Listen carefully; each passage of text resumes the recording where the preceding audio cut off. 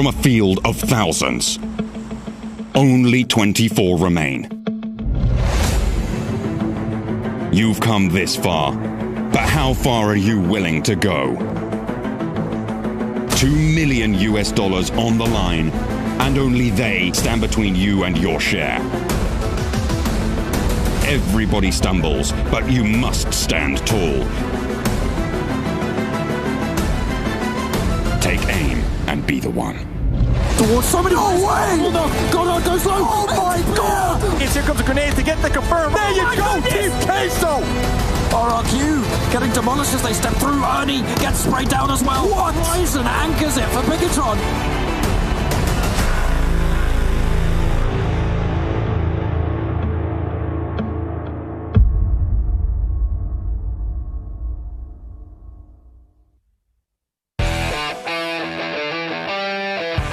Welcome back, ladies and gentlemen, here to the PUBG Mobile Global Championship. It is 2020, and now we have our 16 teams battling for a chance to take home some good amount of points here in our very first Super Weekend. I'm Jason Camp, and I am your host here.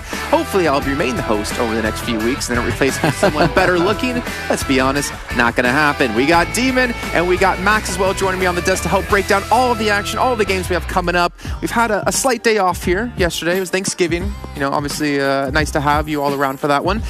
But now coming into this, it's do or die time, Demon. These teams need to get as many points as possible to start to stack them up to maintain a top 16 placing to hit into the finals. That's it. They had 2 days of league play and they're here.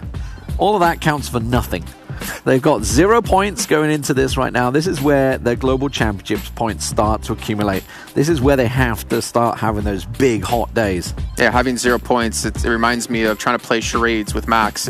You're not going to get very many points. But Max, like, this has to be exciting, right? If you're Bigatron coming off the back of 3 chicken dinners in their second day of league play, you got a lot of other teams, Bluebees, who barely skated by trying to step up. But we have so many teams coming in from Southeast Asia that I feel it really shows how strong that region is as a whole. I mean, we saw it during PMWL East, right? They're just such a strong region as a whole, and like they are showing on the international stage that they are still this dominant force. But when you see teams like Loop specifically, I got to talk about them doing so good into the league days. I want to see, can they perform in a similar fashion going into this first Super Weekend? If they can, like, I think it's not maybe like the regions in the East maybe becoming a little bit like weaker. I think it's just the other regions in the world becoming just so much stronger, like Loops and like other teams from Americas as a whole. So I'm just so hyped for today. It's going to be cool. It is amazing that obviously all 6 Southeast Asian teams have made it through already. Obviously, we've had teams fall in. Yes, the 2 Chinese teams are in there as well, but 6 Southeast Asian teams, all the qualified teams make it through. We remember our interview we had with Hazelnuts, who's talking about he hopes that everyone, you know, put aside the rivalries, just kind of really push for Indonesia to do well. But now, if you're at home, you should be kind of hoping for the whole region to do well, because we have some special missions coming your way where you can get rewards based off how well the teams are doing. You can see there all 6 teams coming through from Southeast Asia, and based off where they place at the end of this Super Weekend, you'll be getting more and more rewards. So Max, I feel like everyone at home just kind of watching like, come on boys, please just have some good games here, get into top 3, let's get 2 teams in there, which honestly I think is very likely. Yeah, it seems very likely. Like, it's cool because instead of just rooting for your team to actually, like, you know, make it through the big stages and getting those good positioning points, now you're rooting to actually get loot for yourself. No, we're all a little bit egotistical at the end. Are we? I mean, I am very, but like we can all just hope to get ourselves a little bit of loot and some good in-game content. Hell yeah! Yeah, hell yeah, indeed. Let's actually look at the format. If you guys didn't join us throughout the first 2 days, you guys might have missed it on how we're actually running the entire show. So it's very reminiscent of the World League, where we have all of our teams separated into 3 different groups, so 8 teams per group, and they play 2 days of league play, and the top 16 teams will go on through into the Super Weekend. And Demon, what's so special about Super Weekends? So this is where the points count. Obviously, anything you've gained in league play, they don't carry through. It's simply about getting into the top 16. We now have our top 16 for this Super Weekend. Obviously, it'll start again once we hit the ground running back on Tuesday. But all the points they accumulate will obviously add up towards their global championships, and that's where the big money is made. And I feel like, Max, if you're one of those teams who didn't qualify in the very first Super Weekend, that just adds so much extra pressure to your shoulders to qualify next week. I mean, you have to. At this point, like, if you have one Super Weekend that you haven't played entirely, that's 15 games that you just basically got 0 points on 15 games, when you think about it, like, in that sense. So you want to definitely try and keep that mindset. I was talking about it. This is an opportunity to also study these teams that are going to be playing in this Super Weekend, see how they're going to be doing in an actual, like, professional setting, like a serious setting, and see how they're going to come back into the second and third and even fourth week. So it's not over just yet, but it's definitely going to make things harder. Yeah, we need to remind you guys at home as well, how do teams even get into the Super Weekend? It's based off of points, right? It's based off of how much you get throughout those days of games. And of course, we have our 15 points for our chicken dinner, and of course, the 1 point per kill, which honestly, we have seen some teams here, Demon, like really favor kills over placement points. Some teams have been able to hammer home like 30, 40 kills. Other teams are playing for placements, like we saw specifically just yesterday alone. And if you to think of, say, Zeus, who actually didn't make it, finished in 18th place, they had such low kill points. And if they'd had just 4 more kills, they'd be here in Super Weekend. Yeah, that's kind of a shame to look back at, right? 8 matches, 4 kills, that's all you needed, but it's all about the money. It's all about the smackaroos. I don't know what else we can use here. I don't know what they use in Europe to call a slang term for money necessarily. Euros, mate. Yeah, but I mean, like bucks, smackaroos. No, it's just euros. Yeah, actually, okay. euros. That's how they say it. Said in French, c'est la thune, and there you go. What? There you go. There you go. They can win $700,000 in total, 300 grand for first place, but you still at least get some money for getting to the stage, right? You get the extra $3,000, for being here, and of course you also have the MVP prize money of 10 grand, which I wouldn't complain about. Just like, hey, Demon, why don't you have 10 grand? That's going to be a hotly contested 10 grand. That's for sure. Like, obviously, while the top prize is the big thing, the MVP is going to be hard. Oh yeah, and speaking about being difficult for some teams, maybe we can take a look at the difficulties that a team like Bluebees did have as we compare them and Bigatron. Both these teams in particular having a bad day, but then bouncing back, or I guess falling from grace if they had their good first day here. I mean, but for Bigatron, obviously their bad day, it gave them 20 points. So while it was a bad day for them, probably not a bad day for some, but still, it left them in 20th place in the standings at the time. The fact is, they then had 90 points in their second day, which actually, to put that in perspective, equals Footballist's third place finish with 90 points. So they had that in one day. But for the Bluebees, we were singing their praises. They got 41 points and they were looking great. I think they were in 4th place after day 1. And then they had 9 points, Max, from day 2, and almost didn't make it. I mean, they really fell off on that second day. I was like a little bit stressed. 2 points difference with 17th position right below that was held by Na'Vi. It was so close. It was all coming down to that final game. And it really comes to show that if you have a bad day, if you're not a consistent team like Footballists, like Loops, you have to make up for that bad day, right? And exactly like Bigatron, like 90 points in one day specifically is huge. I mean, for Bluebees as well, if I was to think about, obviously, the win they had stolen away from them by Team Secret, it would have certainly confirmed things a lot more. But yeah, they had a dreadful day. And the main thing we're trying to drive forward is the fact that we're now coming into Super Weekend. You can't afford to have those bad days. You need to have a consistent performance because, as you said, everybody that's not here is basically on 0 points. Well, if you are here, you need to make the most of it. Yeah, I mean, this is your chance, right, to give yourself like a buffer if any other teams get into the top 16 and in league play, or you don't requalify for another Super Weekend, to just be safe. But, the thing for me is I'm looking at, Bluebees, we've had like Lufa step up. He's kind of like one of their main fraggers for the team. But on the other side, you could just say a name and you'd be right in terms of who's fragging right now. Yeah, definitely for sure. Like Federal also doing pretty good. Korea was like the insane grenade also coming out on this side. Like there's so many just individual talent. You just pick one player like in this entire tournament, even of teams that haven't qualified, and you've got just so much talent. And I feel a little bit sad to see like we got 8 teams actually not making it through into this one, but we're gonna have a lot more opportunities to see them throughout the tournament, and hopefully they will be able to requalify. But it's just going to be fun to see how these top 16 teams are going to be facing up against each other like throughout these 15 games. Well, we talked about Southeast Asia having a 100% participation now in our Super Weekend. We got to talk about the other region that has 100% participation as well, with Nova XQF up against 4 Angry Men. Now, these two teams, Nova hit the ground running when we saw on day 1 in the very first match, but there is a couple of things that really stand out here when comparing their statistics. Yeah, and the story continues with Nova. Don't drop near them, they will kill you. And just look at that. Only 24 placement points. Ordinarily, you're looking at about a 50-50 split. Like, for example, 4 AM. It's pretty close to a 50-50 split.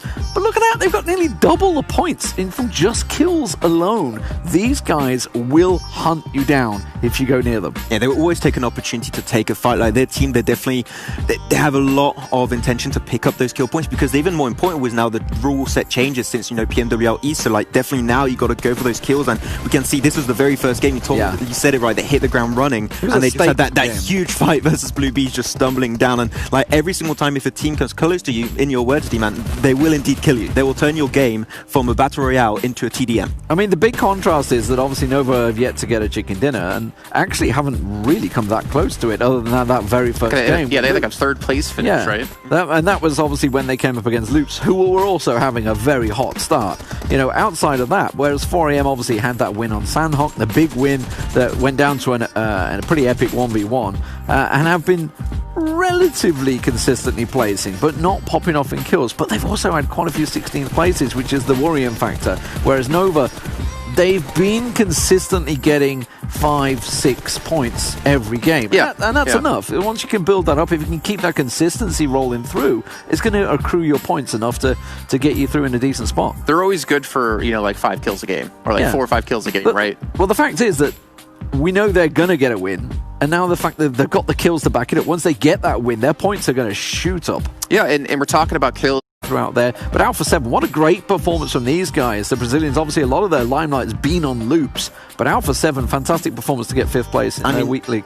It's a good time to be a Brazilian fan, right? Like if you support Alpha 7, if you support Loops, both teams made it up there in the top 8, so they can have definitely a lot of respect in the eyes of the fans. But overall, like this is looking really good, and I love the difference of playstyles. We mentioned it, those pop-off games, and you have a bad day and also a good day, or just remaining consistent, and both styles do work. Like Furbalist consistent in 3rd position with Aerowolf Limax, and also Bigatron a little bit more pop-off on that second day, taking number 1 was 110 points. They're both viable options. It really depends what playstyle fits your team. Do you want to go for like one good day or just remain good over the entire tournament? Yeah, I think I would want to remain good over the entire team. Yeah, I agree. There's a lot of super weekend days that we have over the course of the 4 weeks. Let's take a look, though, at the second page, right, and see where that cutoff number was. We had John, the stats man, in the studio predicting a 53-point bubble, and look at that, he was right. And in fairness, a couple of these teams did make late charges, like Kanina Power had a late charge, Abrupt Slayers had a late Power charge. 888 KPS. Very late. Power 888 obviously in the last game popping off and getting just enough, and we were actually shouting, like, confirm that last kill because it might cost them. And you can see how close it was, just 3 points away from Blue Bees. And Blue Bees themselves, they got 2 points. That was it in the last game, and that was enough to carry them over the line. Yeah, let's actually take a look at, speaking of the line, let's see who was close enough to catch on to them or potentially just missed out on it.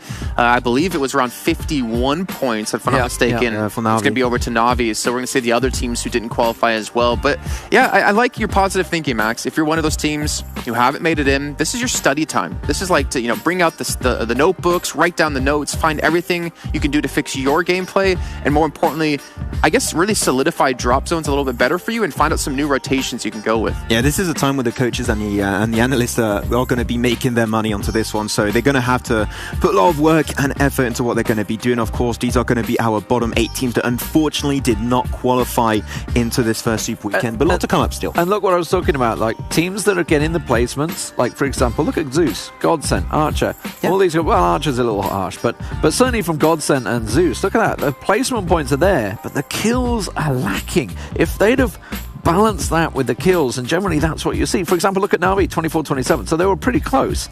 They were a nice 50-50 split, but if they'd have just got those couple of kills, it would have made such a big difference for them. Yeah. Well, you look at Navi, like that's just, it blows my mind, and I hate to see this for some teams where they have like a chicken dinner towards like the lower echelons of our leaderboards, and you can just see like how badly they've actually been performing outside of that one game. Yeah. And we did hammer home quite a bit that one game can get you into a super 15 weekend. Points from one win, then they had 24 placement points. Tells the story. That's 9. Yes. John, 9? 9 from 7 games in placement points. That's not enough. I got the confirmation from John over there. That is going to be 9. But you guys at home who might have actually missed out on our little spiel we talked about of our super weekends, you're lucky. You don't have to hear us talk about it. We have a nice video to sum it up for you guys as we're getting underway here with our first match momentarily. The Super Weekend is finally here. Here's how the PUBG Mobile Global Championship point system works. Our 4-week league stage runs from 24 November to 20 December. On every Tuesday and Wednesday, 24 teams will compete to qualify for 16 slots in that week's Super Weekend. And every week is a new round. On each Super Weekend, those 16 teams will compete to earn championship points on Friday, Saturday, and Sunday.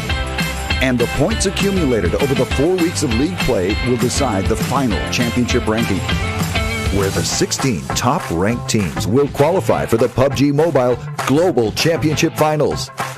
So don't miss out on any Super Weekend games because every point matters.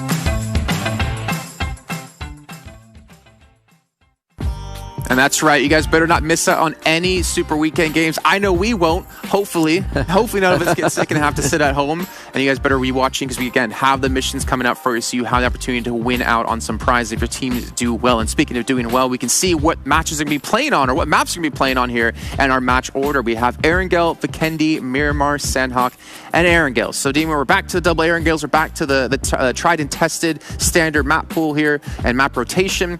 I'm just really curious who's going to win. I almost just want to start the day. Well, that's it. And obviously, in terms of drops, now we have our 16 teams set in stone.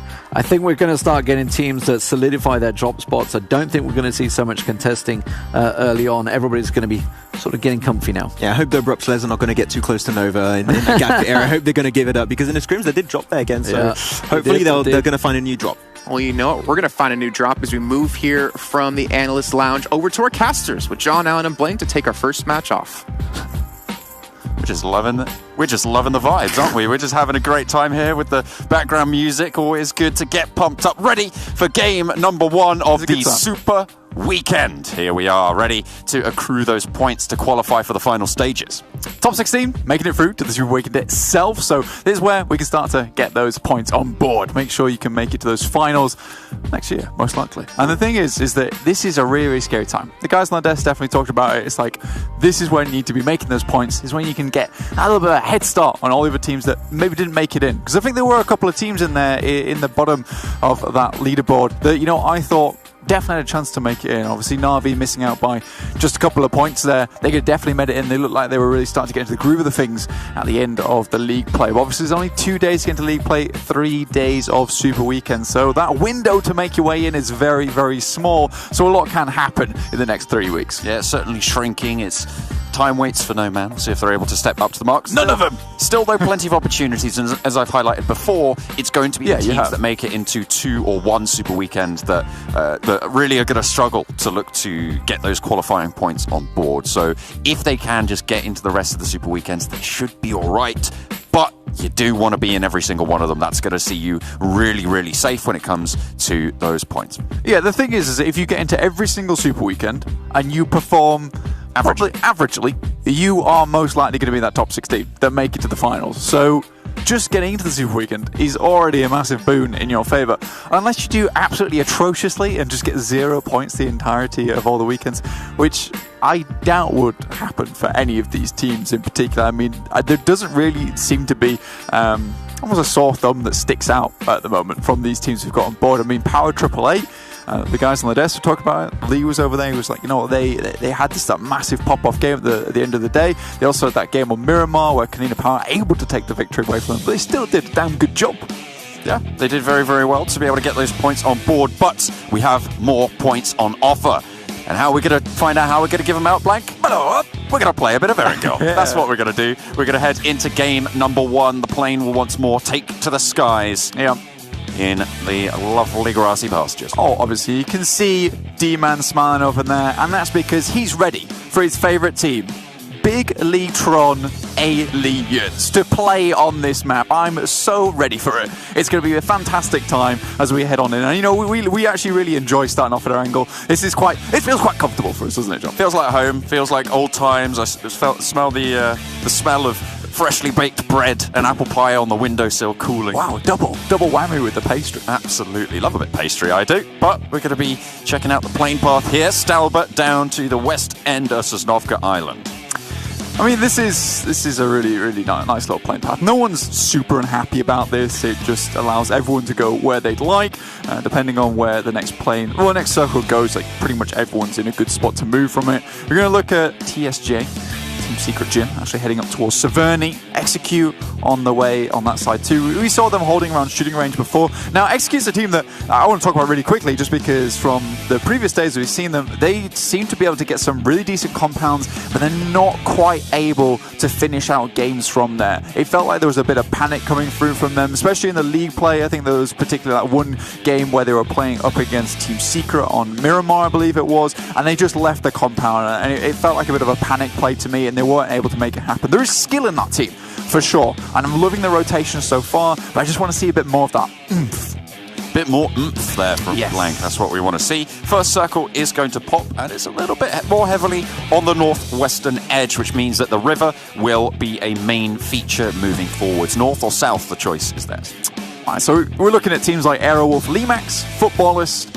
It might be in a bit of a struggle bus here. Obviously, Footballist heading down towards Novo. Aerowolf, Limax very much down towards Sosnovka at the moment. This is what they like to do. They send Super Una down towards the bridge side, make sure no one's going to come off across too quickly. And I kind of agree with this, especially when you got Nova XQF in this area. We know they like to take fights early. But let's have a quick conversation about that, John. All right. Because Nova XQF, we saw how prominent they were in terms of fighting capability during the league play, right? And they were just absolutely blasting anyone and everyone in their way. But do you think that's going to continue here in the Super Week? Do you think they're going to tone it back a little bit, wait to bring out that fighting prowess towards the end of games? Well, that's the thing as well. You have to remember that the teams have been chopping and changing. You know, they haven't all played with each other a lot. So the fact that we're now gonna see 15 games on the trot with this specific lobby, I think this is where things will start to calm down. So potentially you could be right with that. They might just start to rein it in a little bit, maybe play a little bit more passive once everybody else seems to have figured out their rotations or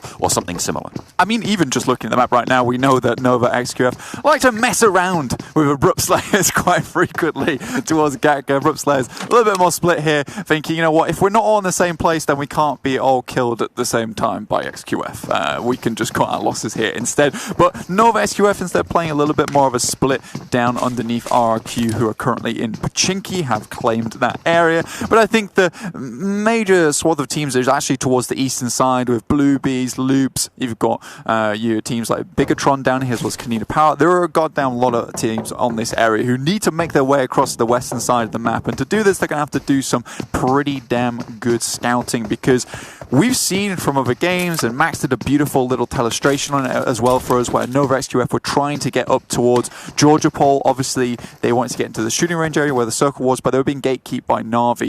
And you saw XQF go up to Mount Everest, give that some good scouting ahead, and then change their position going forward. Here for these eastern teams, they're going to have to do that a whole lot more, because there isn't that many options available to them. XQF had 3 different rotational paths, and to be honest with you, on this eastern side, you're going to be much more constricted. What's interesting about that as well is that Power AAA actually dropped a little bit further west, and they got cars and drove towards Milta Power, which means that they will have pre-scouted just a little bit. It means they'll be aware of which teams are where, which paths might be more open to them. The question in my mind is, do they know about Bluebees? Because if they do, then they can start to skirt, you know, they can plot their path past Prison, past Mansion, and try and swing around near Stalba potentially. Or they might just try and send it in through if they can loot up early, but I don't know if they're going to be able to, given that they rotated in there late. Yeah, it's kind of interesting actually. Loops, we're seeing them actually push a little deeper into the eastern side with vehicles, so potentially getting ready to hold back some teams. I think that's a pretty decent way of stopping yourself being caught up in a load of crossfires. We just get rid of the teams on the east first before we start to make our way in. But let's take a quick look at Execute though. They're not on our screens right now, but they're up in Georgia Pole, and they've taken precedent of where Na'Vi likes to drop. So again, guys over on the desk there doing the analysis. These guys have been crunching the numbers, they've been looking at the maps. They're saying, you know, these guys have to do that same kind of research in the meantime, and it feels like Execute, they've done their research. Like, look, this is free, we can take this, it's going to get nice and set up, and especially with this type of circle, they're in a really good position going forward, John. Yeah, they'll be looking to try and get some valuable territory in the next few minutes. Of course, the early game, very, very valuable for setting yourself up, right? That's where you plan for success in these early circles. We saw that graph at the beginning of the day as well, John, and we got Loops on our screen. Dardine 1,000 damage ahead of everyone else in that top 5. That is incredible. And you know, we were talking about Dardine quite often when we were seeing him in fights where he was that kind of that off-angle specialist for them, where they sent him back and his job was just to pummel that damage into people. Sure, he might not have got a lot of kills that way, but what he was certainly doing is, you know, beating up the opponents, bruising them, battering them a little bit, just like putting them slightly down, not necessarily getting rid of them, but you know, he just continues to put in that work, and that is absolutely fantastic. That's what you want from your like off-angle specialist who's playing from long range. You may come out victorious, but you will not emerge without becoming black and blue all over from a fight with this guy. He's absolutely insane when it comes to the gunplay. See if he's able to continue that here in the Super Weekend. See that transition? Parkour. I mean, the observers literally transition from one dude like dropping down to another dude in the same animation. I love that. Beautiful stuff. Alpha 7, currently, they are on the northern side of the river, just north of Rozhok there. They made their way up to the top side. They actually did drop on the south edge, so they have chosen to go up here, Blank. And we'll see if that pays off for them, see where the next circle shifts. 4am on the screen right now. Sook here from 4am. This is a really good team. And we saw a little bit of their stats earlier today, doing some pretty decent work. Very different playstyle to Nova XQF though. In the league play, at least they are just passing by Alpha 7. Very difficult to attack this compound once a team gets set up in it, especially with the 3-tiered building. But right now Alpha 7 aren't within the compound. 4am just scouting it out, seeing what's happening, but now Loops are on the case as well. Yeah, and they're currently playing in a 2-1-1 split. Loops on that rotation. They've left someone back towards shelter. There's someone who hasn't crossed the bridge just yet. Krajovski is the closest to the duo up front for Loops. Dardine is far. And Carrillo. Dardine is really far away over towards shelter. We'll see if Loops can slip by unnoticed. Well, they're not going to be so lucky.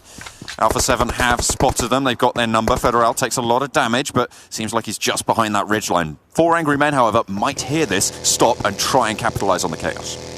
I think, to be honest with you, 4am will probably just leave this. Like I said before, that is a really difficult compound to actually hit, especially with the amount of floors you have to cover. Because with other buildings where it's only 2-tiered, you can throw grenades into the top side, try and get a knock there, clear out the first floor, and go from there going forward. But with 3 tiers, there's so much more to clear, and it means you need so much more utility on board. And to be honest, this is still technically quite early game. You do not want to be giving up your smokes, you don't want to be giving up your grenades right now. Need to keep those on board for later. But, of course, the benefit, if you can capitalize on the use of those smokes, you can take the opponent's smokes. You can take their utility because, of course, everybody's going to be looting up. It's a question of return on investment, right? So if you're looking at it purely from a numbers perspective, which I often like to do. I know you do. It's something that if you're confident you can win the fight, you should be taking it. We're just going to see footballers trying their best to get through. This is pretty open ground here. You can see lots of shots coming through. Kanina Power making their way out from Milta. They would love to get into this circle. Bluebees are already ahead. They waited for Loops to move first, but now they have pretty much clear pickings of the surrounding area. Look at this. There's a bit of car warfare.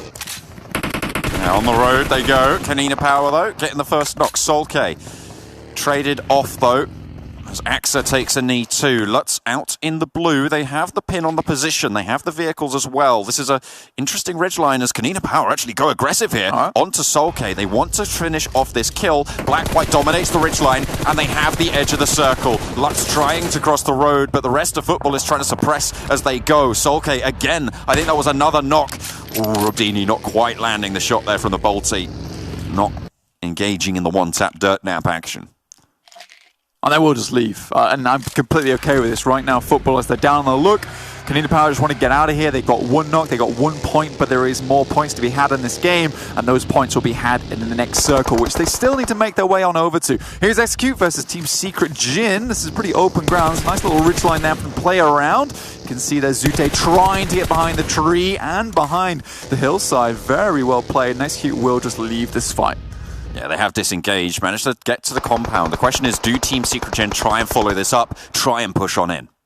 Well, it's Mad Toy from across the map as well with that DP getting a knock onto 4am Sook, but it looks like 4am in a pretty okay position. Team Secret could push this.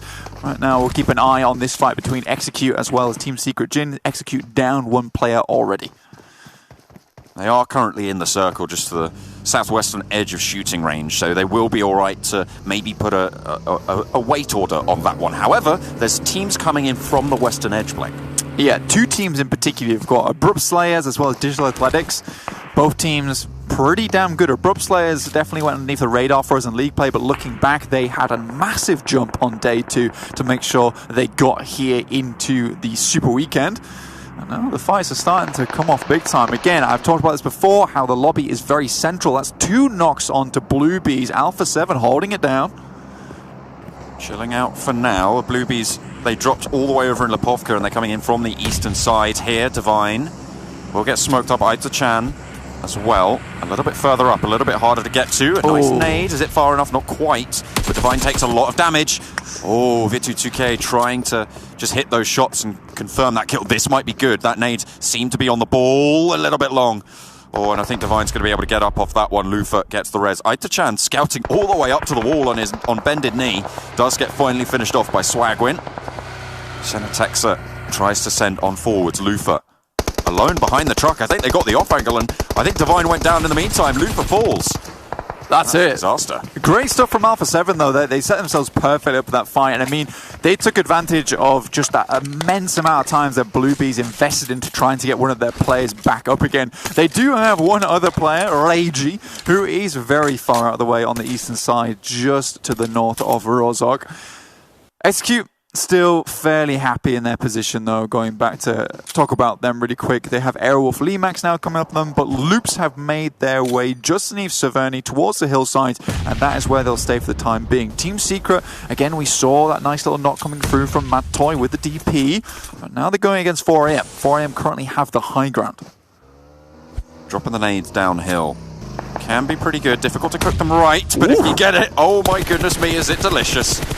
Lands the nade and Rex goes down. There's no way they're going to be able to get that back either. Team Secret lose a player in unfortunate circumstances, with You High Boy going down earlier as well. They're down to 2.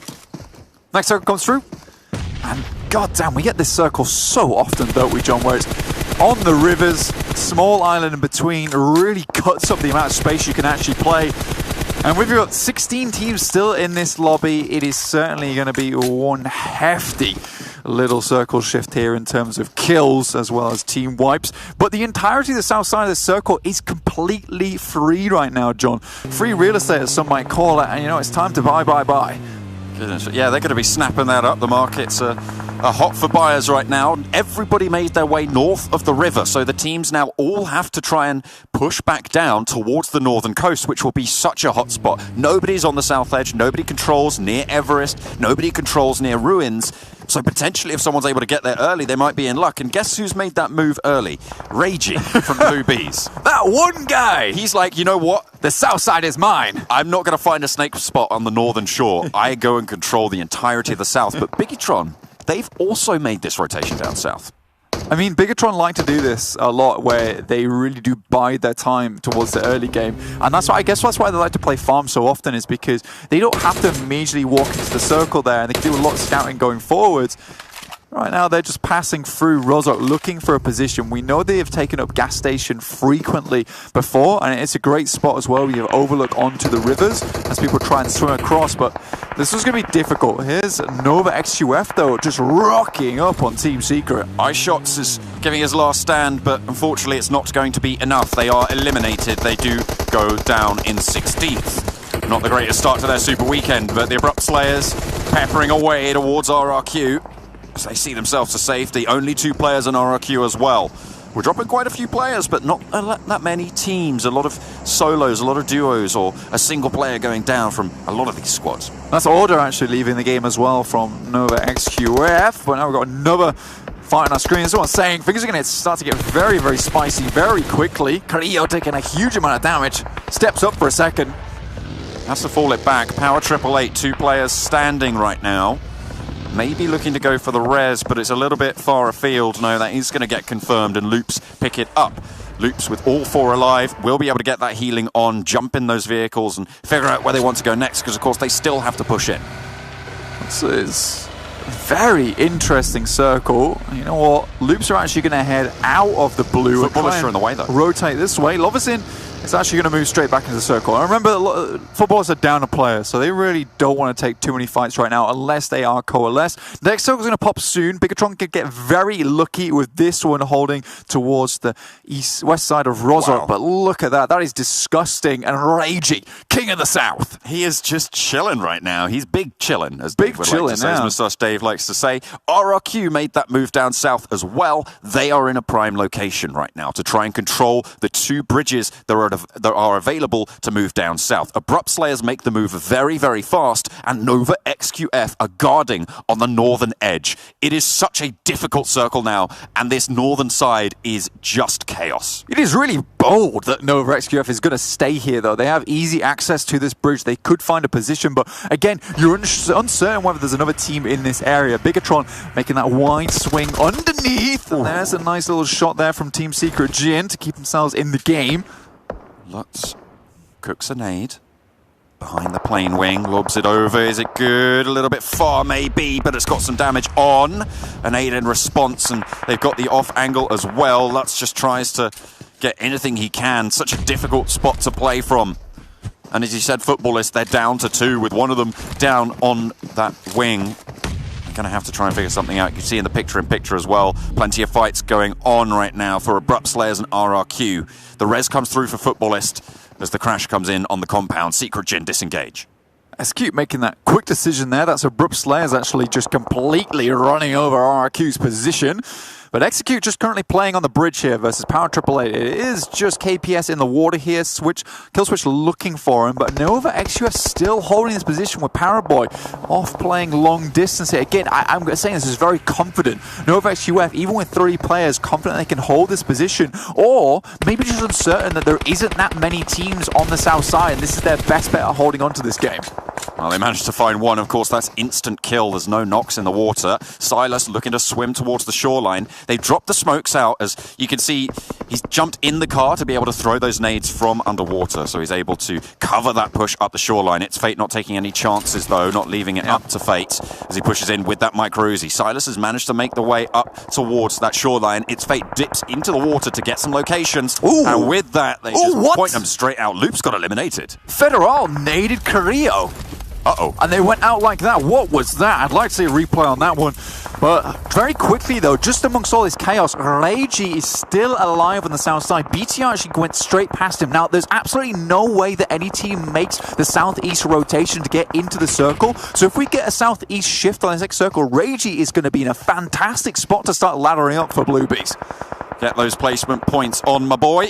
We'll see how much further he can go. But Zute's gone down. Execute. They looked like they had a strong spot, but with everybody pushing in from the north, creating so much pressure, it is difficult for them to play the way they want to.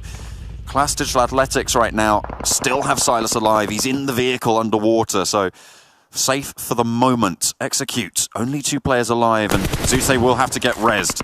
They're under pressure, as I said, though, from multiple fronts. Perhaps this is what Nova XQF were worried about, is that making that bridge push too early could have led to them being tripped up on that bridge side, just like Execute have been there. It only took a few players from Power AAA, even though they weren't doing too much, just to cause a little stoppage in their rotation, after which Abrupt Slayers have started to do damage onto them. Digital Athletics started to involve themselves as well in that fight, but now Nova XQF in a decent position, but we do get another south shift. Now Reiji has to make some cheeky little maneuvers here. He can head down to the water, but look at these nades coming over the top from Alpha 7. Oh no! Oh, it's brutal. Oh, Blank, please make it stop. Kaneda Power just getting bombarded right now, but fortunately, there are a lot of other players waiting in the wings. They just keep going. Okay, and another one, and another one, and another one. Let's see how many more have you got in the back pocket, Alpha 7. How much are you going to invest here, and how much are you going to get in return? You are a bold man throwing that one in the smoke. Imagine if that just bounced back in and killed both Rob Deeney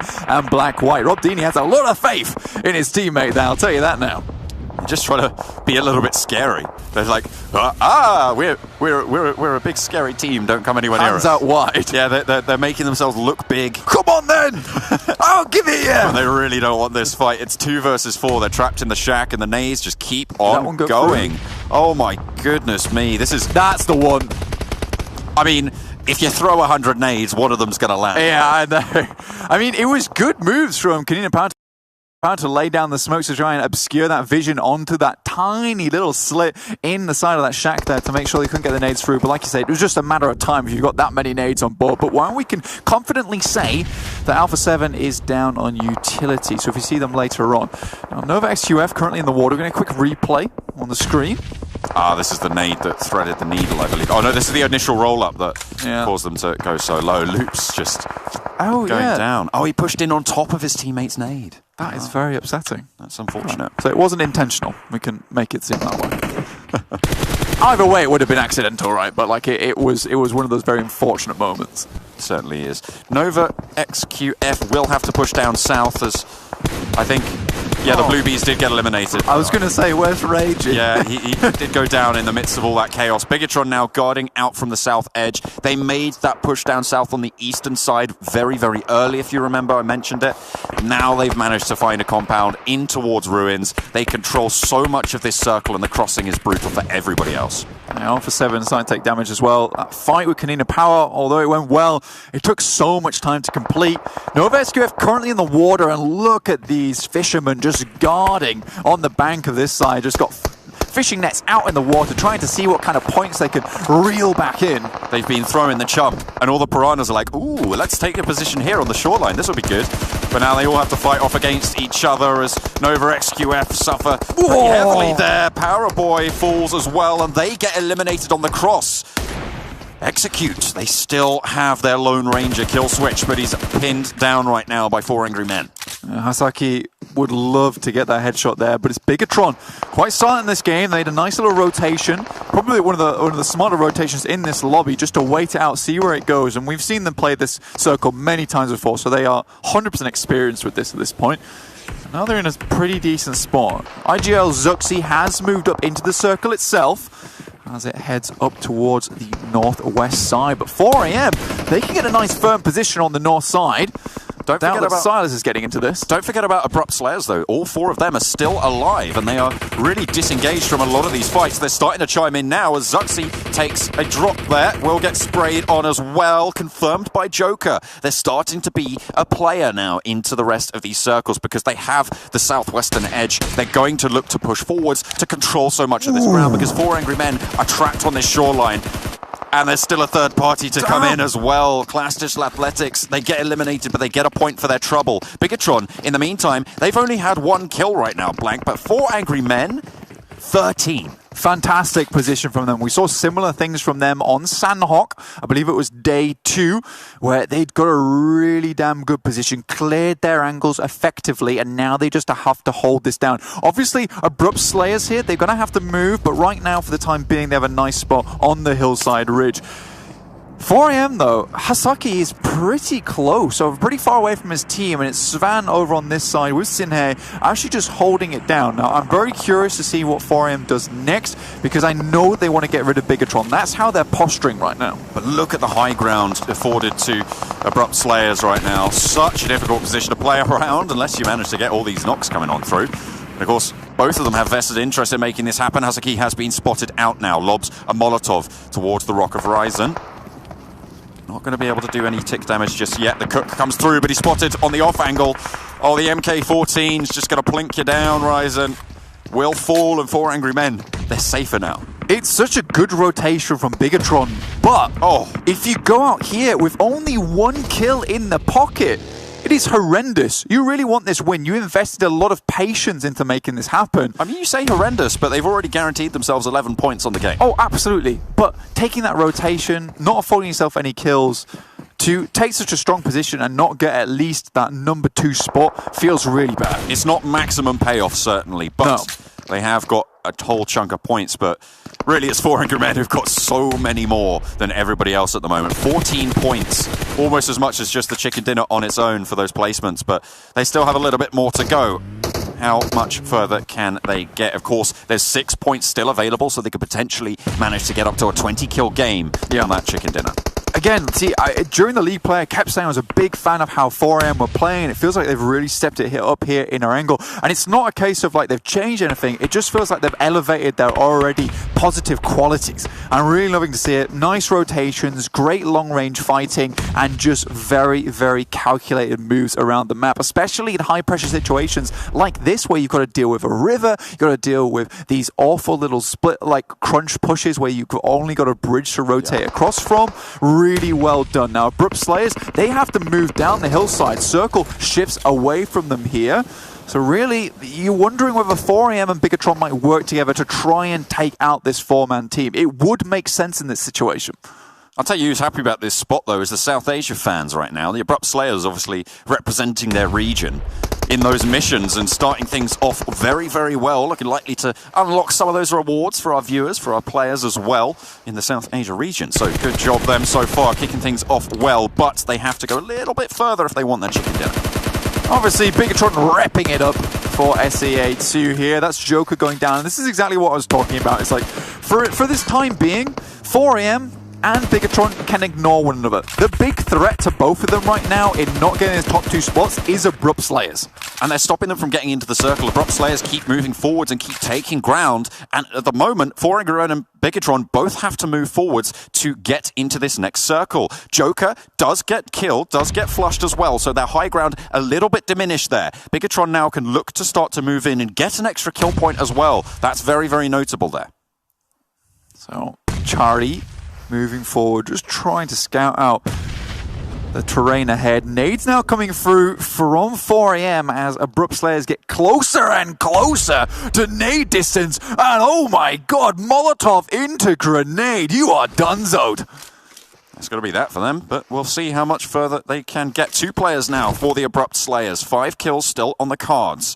A little bit of a standoff developing, Blank, but they get the shift. It goes on top of the Abrupt Slayers, and now 4 Angry Men and Bigatron have to fight.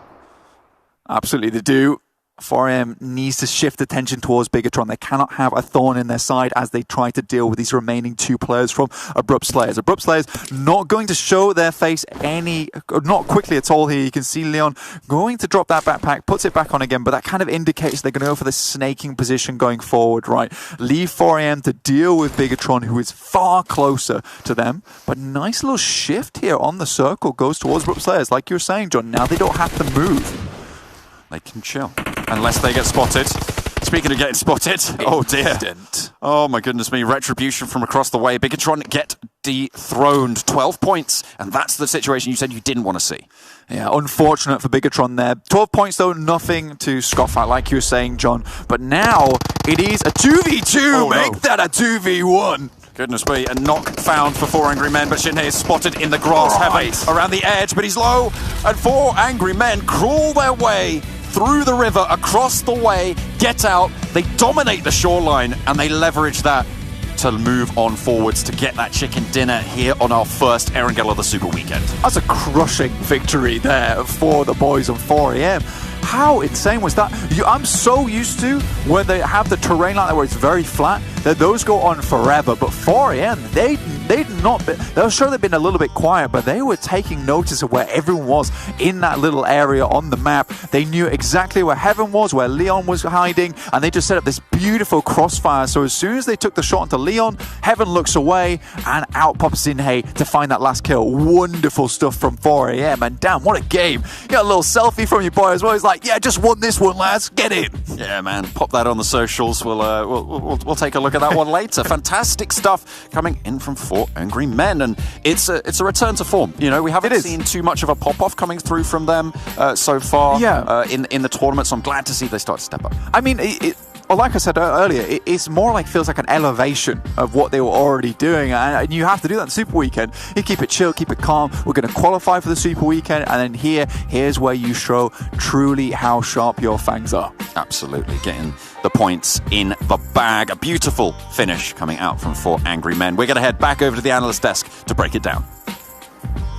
Well, I think that's got to be our highest kill game match we've had so far, if I'm not mistaken. 4 Angry Men just really taking their anger out on everyone in the lobby, which I feel kind of bad for them. But also, Abrupt Slayers, massive result for them, considering they're the only team coming in from South Asia. Yeah, the only team from Nepal, so really happy with how they performed there. They had a really good emphasis on scouting from the Everest position after they took that big compound breach versus RRQ Athena. And after they did that, they were just like, well, scouting from Everest, get the information, and where all the teams were in the northern edge, and from there on, they just got themselves a good position next to that road and just kept on spraying on teams down below. Sure, they didn't get a lot of kills, but they got top 2 position because of that scouting. It really shows how important the role of scout actually is. It was a very different story for the 3 teams we had in the standoff at the end there.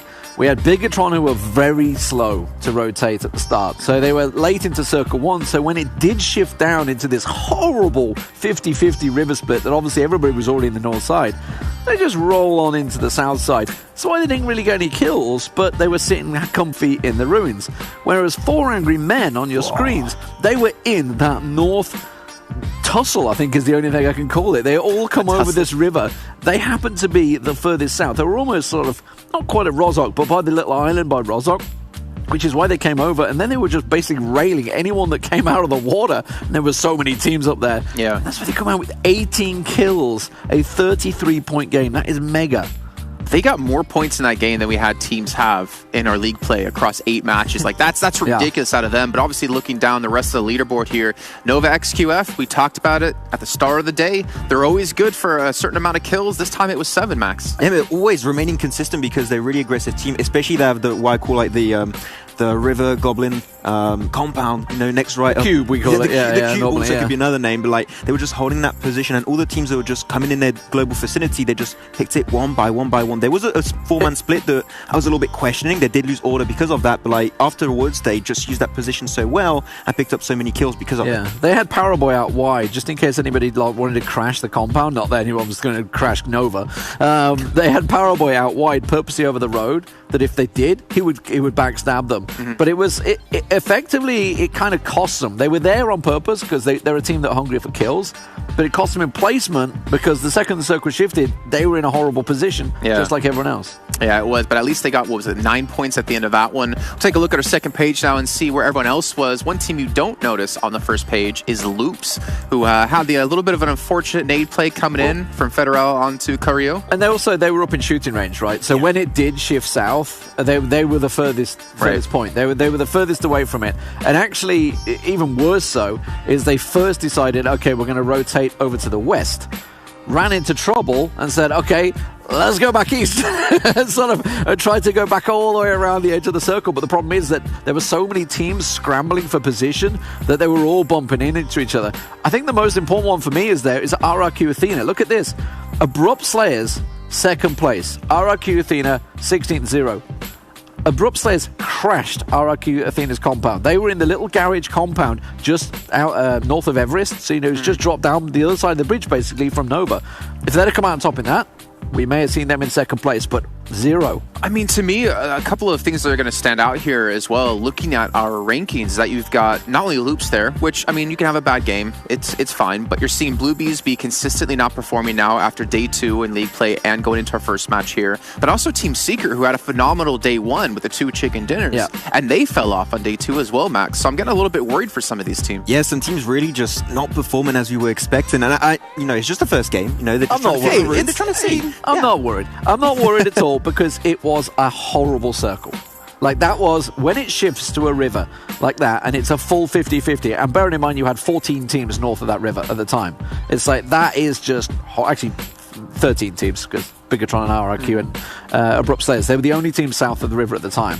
So you're always going to have people, and when you have a team like 4 Angry Men getting 19 kills or whatever it was, it's gonna stack the points quite heavily, and which is why you had so many with just like 1 or 2 points there. Then let me ask you a real quick follow-up question to that. At what point would you start to worry then? Because this is 5 matches straight for them. Well, not game 1, that's for sure. I mean, you got 15 games to play. We saw Bigatron having some poor games and then a massive game. We saw the alternatives. So we know it's totally possible to have flip-flops. We know, for example, Loops, who just had 1 point in their game.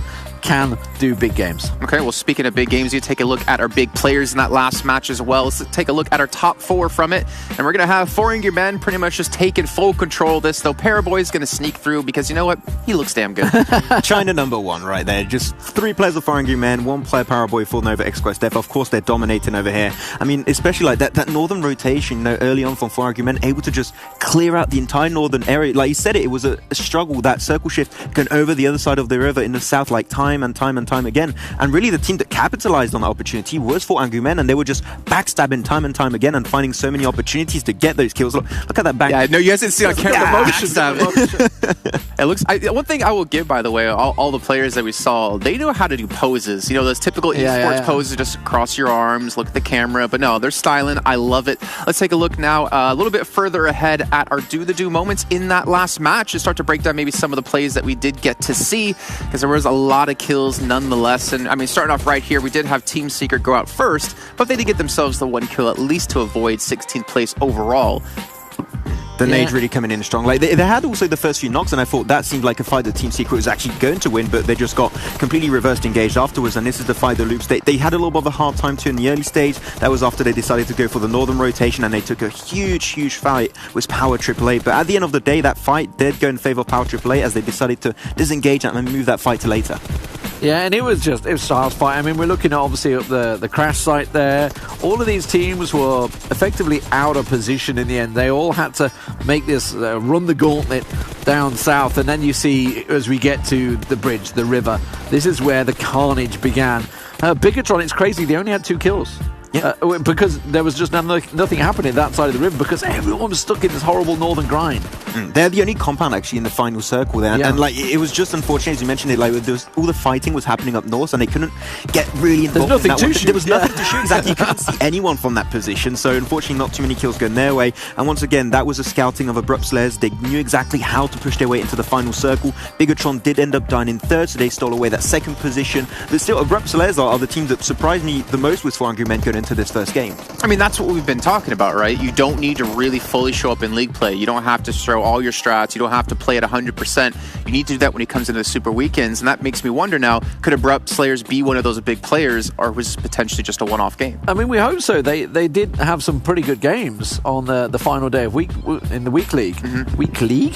League play, if I can get my words out. So they started to step up, and that's when they started to have the big results. So we know they can do it. You know, they were top of South Asia, so we know they absolutely can do it, and it's great to see them coming through. Like, we didn't get to see it there, but the most important thing for me was the straight wipe of RRQ Athena from that compound. It was brutal.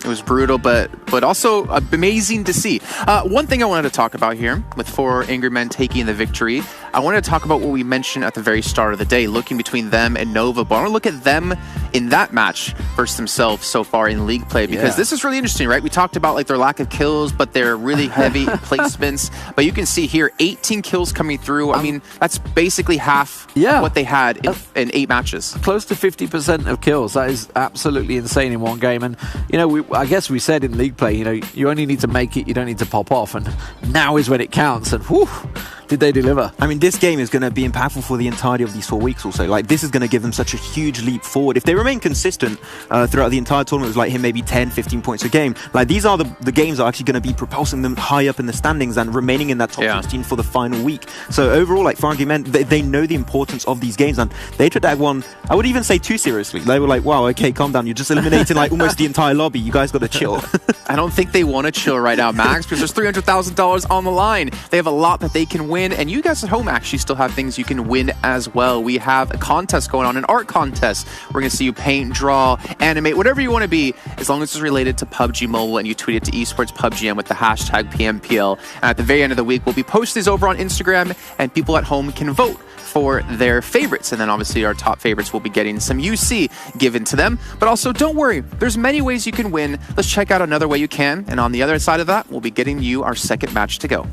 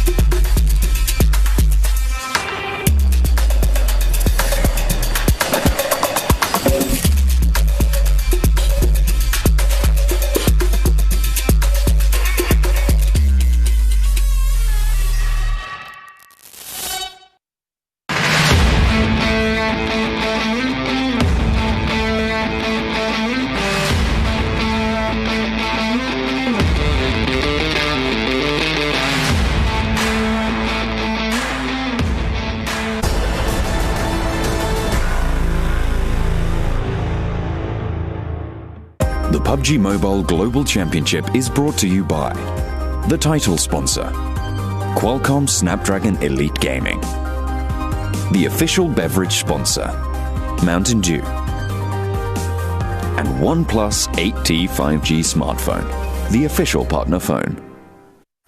Welcome back, everyone, to PMGC. Don't use the hashtag PMPL. Use the hashtag PMGC. Ignore me, but make sure you tweet to the right account. I want to remind you guys at home, we do have these missions going on, and as we saw Abrupt Slayers do extremely well, we're going to take a look at what you all over in South Asia can win. And since there's only one team representing the region here in the Super Weekend, if they can place top 6 at the end of the weekend, you'll be able to get yourself all 3 of those lovely prizes. And with the way they're playing right now, Max, they might be able to do it. I mean, there's a big chance you're going to get all that juicy loot for yourself, you know, looking when you have one team there in the Pound, the bannermen of the SA region so far in this first Super Weekend, get some loot. I feel like we need some sort of contest on air, right? Like where our prediction makes it into top 3, then we get special exclusive rewards. Maybe get a Jason Kaplan outfit in the show or in the game. Oh, big heads. Maybe. Yeah, no, just a giant nose. Just a giant nose in game, which makes you very easily to be spotted. Hitbox. Yeah, a huge hitbox. Let's take a look at our schedule now. As you can see, our second match coming up, we've got Vikendi, Miramar, Sandhawk, Erangel. Pretty standard. And of course, over these next 3 days, it's just going to be 5 matches a day. We have 6 in league play, so less matches to play overall, but that just means you got to scrape every single point you possibly can here. Yeah, and obviously with it being so top-heavy, there's a lot of teams that actually didn't get a lot from that. Yeah. So they're going to be looking towards Vikendi and thinking, how can we challenge, how can we change this? Maybe we'll see 4 Angry Men challenged. They drop in Loops' area in coal mine. Maybe Loops will say, you know what? No, we are going to take it back. But I guess we'll see. I mean, I think we're going to start to see more teams solidify their positions. We saw Nova adjusting, actually, in that previous matchup. They went down to the sort of yellow spread down the south of the island, as opposed to dropping on Abrupt Slayers, who came out second. Maybe they'll change that. Right? Maybe they'll change it, and Abrupt Slayers will get costly again. So we don't really know. Obviously, we've had 24 teams rotating through, so drops have been very different. But now we're on Vikendi. It could start to get proper spots. Proper spots. There you go. Now English is hard sometimes. I know. I mean, I'm Try French. Maybe not. I don't think it's the time to do that. Maybe on Instagram. But like so far going into this one team I want to see performs really good is going to be Footballist. They showed us on the scrims the other day some really interesting ways to not really breach but defend compounds. They would just surround the entire compound. Was a 4-man split, and the moment the team rotates out, they're just completely unaware and they'll just shoot down the entire team. So I'm going to be looking down for Footballist on this We had an epic scrim on Vikendi yesterday. Really so if we match what we had yesterday in the scrims, it's going to be a fantastic game. I think it's at minimum going to be happening here as we head over to our commentators now to kick it off. It's going to be John, Allen, and Blank. Take it away, boys. We might be going for a bit of a takeaway, but it's going to be cold, unfortunately, because it is Vikendi. You don't want it delivered cold normally, but this is time for the ice. We're going over to the frozen tundra. I would actually order cold pizza. Really? Yeah, if there was an option to order cold pizza, I would order cold pizza. That's very weird. I don't think so. No? You guys on Instagram, do a poll and we can find out. Yeah, okay, so it's going to be 1 vote for cold pizza, order Me. him, and everybody else is going to vote for hot pizza. Well, I have no idea. No, just as an option. Do you know what the great thing about hot pizza is? It becomes cold. It becomes cold pizza. I don't want to wait. Okay. For the game, I don't want to wait either. I want to get right into this one. Looking at Vikendi here, we're going to have some interesting movements, because we know this is a... Stop looking at me so angry. Look, you go to Vikendi, you're getting cold pizza whether you like it or not. I'm fuming. I'm absolutely furious. I'm furious right now. This is going to be very central based, though. Very central based. Just like the pizza, the circle is not going to move too much. The center is the best bit, right? Center... Look, you're really pulling some weird things out. Do you eat the center of the pizza? You just cut it out with a cookie cutter? No, but you start... Okay, look, let's not keep going on this, because we will go too deep on it. But it's you want to get to the center of the circle. Those compounds are super, super valuable, right? You have to get towards the center to avoid having to rotate later. Do it! And it's going to be it's such a valuable spot, right? Because the less you rotate on Vikendi, the less you're going to get shot at from the other compounds that are getting occupied, and that is going to be less damage, less meds, less armor that you have to invest in using just in these early stages. Just less overall. Just less fuss. Exactly. It's not good. I mean, I am pretty happy with what we've seen so far in Vikendi, purely because we do actually see some good fighting. And it's not been a case where we just had it really, very passive. We see passive too often on Vikendi, guys. Come on. I like it when I see people crashing buildings, taking positions. And so far, for a lot of the PMPLs that we've watched before, we've seen teams where, honestly, what they'll do is they'll just head on. They'll head on into Vikendi. Whoever gets center, it's like, well, they pulled the good straw here. They pulled the long straw. They can have the center. We won't do anything about it, and we'll take subpar compounds. Here at PMGC, that doesn't happen. There's got people who just like fly into those compounds. Like, I like that compound. I would like it regardless whether I pulled the short straw or not, which is exactly how I play that game too. You get the right compound, you're going to have more power. It's exactly what you have with, a OnePlus phone, for instance. That's OnePlus 8T. Ooh, 5G. Oh, lovely. But all the stuff. When you're talking about how everything is less, everything is more with the OnePlus 8T. Oh yeah, absolutely. Gotta love it. Gotta love it. But of course, Vikendi, as we said, is going to be a little bit slower at the start. So towards the end, what we're looking at is compound crashes, right? So we're looking for the teams who are coordinated in those fights to take those late game advantages and run with them. Compound confidence, that's what you need. I know that this is an area that I can take. I have scouted out frequently, and I know that this area is relatively free to take. And a lot of that will happen in early game, though. Because you wait too long, suddenly when you crash a compound, you've got two other guys in buildings across from you like this. I'm going to take your helmet off now with my car 98K. I'm very sorry about that. The entire theme of Vikendi, it's like an exponential growth, right? It's compound interest is what we're going to be looking at for the rest of this game. But we're going to be getting underway as the plane does take to the skies once more. So, who are we thinking for this one? Are you gonna make a prediction? Who's going to win it right from the start? Yes, I will actually. I will predict that, in fact, this is going to be an Alpha 7 game.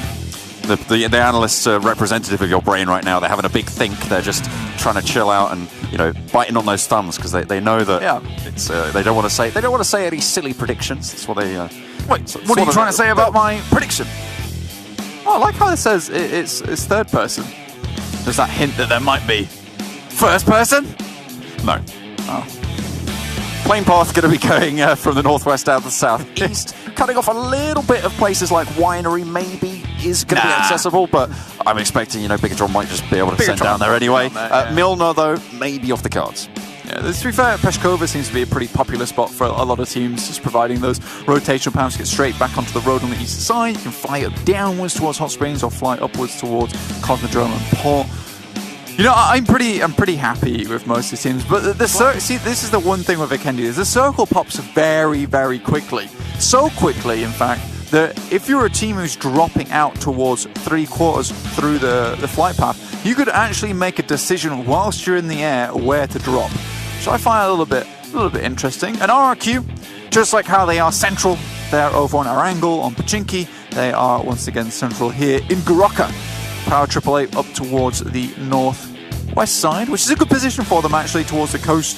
And you can isolate at least a couple of angles there. That 180 looking out to the river, or looking out to, that's not a river. That's very much not a river. Looking out to the ocean, you are nice and safe from. Our ocean's just big rivers. Our oceans, I would say they're more like big lakes. I think a river cuts straight through something, right? Does the water surround the land, or does the land surround the water? The water definitely surrounds the land.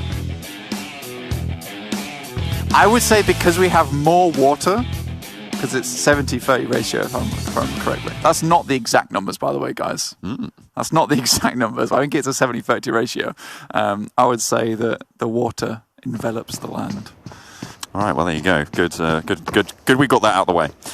Northwestern Circle, though, and as you said, the teams on the northern coast are going to be pretty happy with that. Footballist, Power 888, maybe an Execute as well in Dobro Mesto. Execute, look, I won't lie, Execute do get pretty lucky with these circles. I mean, they've been pretty lucky during the league play as well, which was fairly interesting to see. They do try and do a lot with it, and I just don't think that Execute have necessarily been doing badly, because, I mean, if we take a look at the leaderboards right now, they're currently in 7th place, and this is where they kind of place themselves quite frequently, where they were getting 7 or 8 points per game, which is absolutely fine. It's like, this is what we're talking about. You do averagely during the Super Weekend, you're going to come out in the finals. And we know that's what the boys on XQ want. These guys are just constantly hungry for the next tournament. What is the player from Alpha 7 doing? Just rotating completely away from everybody else. Yeah, why are they jumping on with Law? Me? This is some really early scouting. I think they might just be looking to get an outpost. You can see he's only got one energy drink booster. Look how focused he looks as well. Yeah, he's just chilling there, but they've scouted early, right? I think they're relying on the rest of the team to loot up for him, maybe? I'm not entirely sure. I'm sure he can find a compound for himself and no one's going to try and lob themselves into it and he can loot it. If he makes like a lot of scary noises. But it's something we haven't really seen too much of before, right? This solo early scouting coming through without any loot. I kind of like it, I have to say. It's not bad. After I've considered it for It does kind of hurt my prediction a little bit. Do you think? When he does this thing where he could easily be knocked out the vehicle with no help. Uh-oh, a little bit of a crash coming in from Footballist. Do they spot the player? No, they do not. Power 888 pick up the point, but he's got a lot more to worry about. The rest of Footballist starting to come through now, and they're going to trade it off. It's Corpite down on the ground.